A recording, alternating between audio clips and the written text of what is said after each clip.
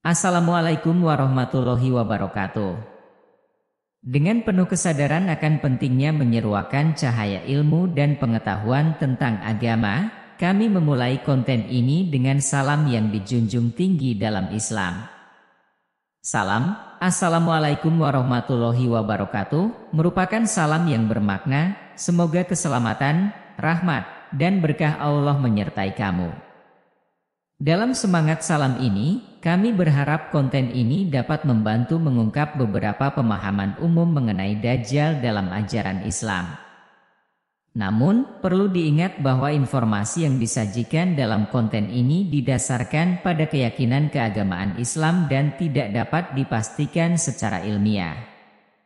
Oleh karena itu, penting untuk memandangnya sebagai aspek keyakinan dan pandangan keagamaan, dan bukan sebagai pengetahuan empiris atau ilmiah yang dapat diuji atau diverifikasi. Dalam konten ini, kami akan menjelaskan beberapa tanda-tanda yang dikaitkan dengan kemunculan Dajjal, sifat-sifat yang diatributkan kepadanya, serta beberapa cara yang diajarkan dalam agama Islam untuk menghadapi dan melawan pengaruhnya. Tujuan kami adalah memberikan pemahaman yang jelas dan objektif tentang konsep Dajjal dalam tradisi Islam, sehingga penonton dapat memperoleh wawasan yang lebih baik tentang topik ini. Dajjal adalah sebuah konsep dalam agama Islam yang merujuk pada sosok fitnah, ujian atau godaan besar yang akan muncul menjelang hari kiamat. Dalam tradisi Islam, Dajjal dianggap sebagai salah satu tanda-tanda besar yang menandakan akhir zaman. Ada beberapa informasi yang diberikan dalam ajaran Islam mengenai Dajjal, tetapi penting untuk diingat bahwa ini adalah aspek dari keyakinan keagamaan dan tidak dapat dipastikan secara ilmiah. Berikut ini adalah beberapa informasi umum mengenai Dajjal dalam tradisi Islam. Asal mula, dalam tradisi Islam, Dajjal dipercaya sebagai makhluk yang akan muncul menjelang hari kiamat. Ia dianggap sebagai sosok yang sangat menyesatkan dan memiliki kekuatan besar untuk mempengaruhi manusia. Sifat-sifat Dajjal, Dajjal dikatakan memiliki sifat-sifat yang sangat jahat dan menyesatkan. Ia akan mengaku sebagai Mesias palsu atau Tuhan yang sebenarnya, dengan tujuan untuk menyesatkan umat manusia dan menguji iman mereka. Dajjal juga dikatakan memiliki mata yang buta satu atau tersembunyi, dan dia memiliki kekuatan untuk membangkitkan orang mati. Perlawanan terhadap Dajjal dalam ajaran Islam, umat muslim diajarkan untuk mempersiapkan diri mereka dengan pengetahuan dan keimanan agar bisa mengenali Dajjal dan melawannya. Ada keyakinan bahwa Al-Masih, Nabi Isa Yesus, akan turun untuk membunuh Dajjal dan mengakhiri keberadaannya. Kehadiran Dajjal dan hari kiamat, waktu pasti munculnya Dajjal tidak diketahui. Namun, ada keyakinan bahwa Dajjal akan muncul di suatu tempat di timur dan menyebar pengaruhnya ke seluruh dunia. Dajjal akan mencoba memperdaya dan menguji iman manusia sebelum akhirnya dihancurkan oleh Al-Masih pada akhirnya. Penting untuk diingat bahwa cerita mengenai Dajjal berada dalam ranah keagamaan dan keyakinan pribadi. Setiap individu mungkin memiliki interpretasi dan pemahaman yang berbeda tentang Dajjal berdasarkan keyakinan agama mereka. Penting juga untuk tidak mengambil informasi ini secara keliru atau untuk tujuan sensasionalisme. Jika Anda ingin belajar lebih lanjut tentang Dajjal, disarankan untuk merujuk pada sumber-sumber keagamaan Islam yang diakui dalam ajaran Islam. Terdapat beberapa tanda-tanda yang dikatakan akan muncul sebelum kemunculan Dajjal. Berikut adalah beberapa tanda yang umumnya disebutkan. Munculnya fitnah besar. Sebelum kedatangan Dajjal, akan ada periode fitnah yang melanda dunia.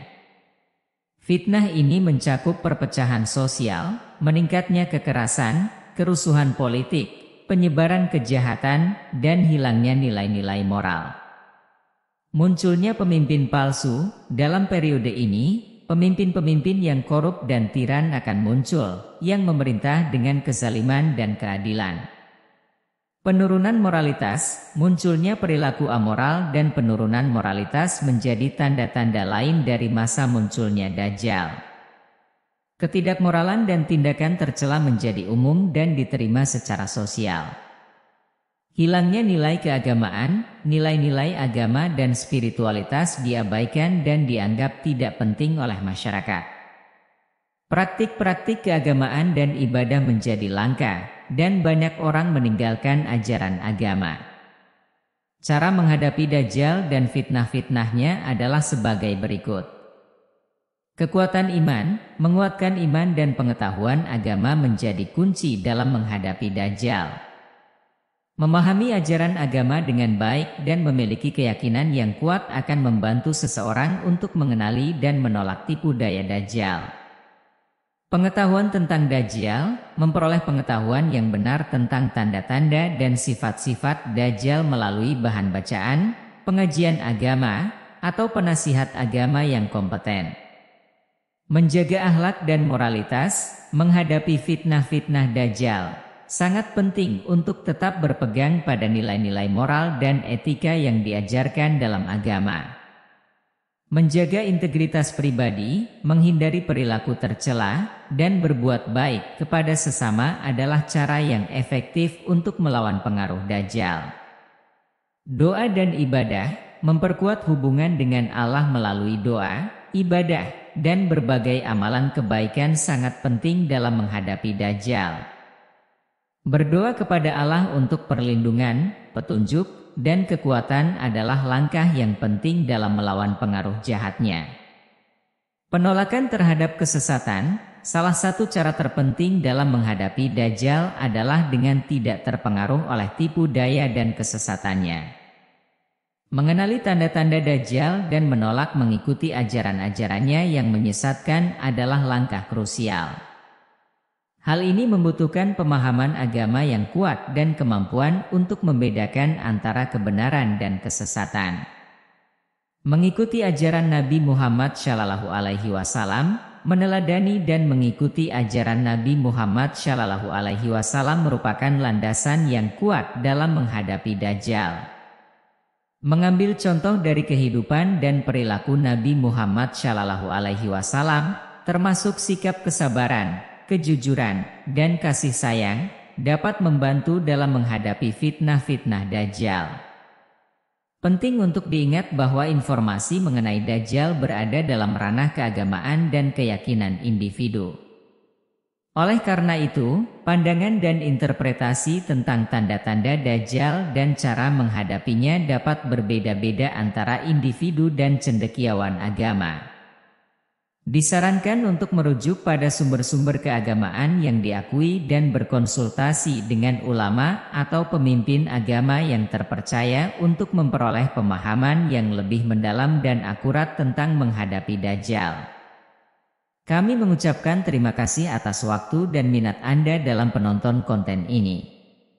Jika Anda memiliki pertanyaan lebih lanjut atau ingin menjelajahi topik lainnya, jangan ragu untuk mencari sumber-sumber yang terpercaya atau berkonsultasi dengan ulama atau pemimpin agama yang dapat memberikan panduan dan penjelasan yang lebih mendalam.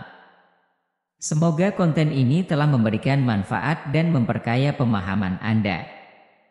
Teruslah mencari pengetahuan dan mendekatkan diri kepada Allah. Semoga Allah memberkahi perjalanan spiritual Anda dan memberikan petunjuk serta perlindungan dalam menghadapi ujian-ujian kehidupan. Wassalamualaikum warahmatullahi wabarakatuh.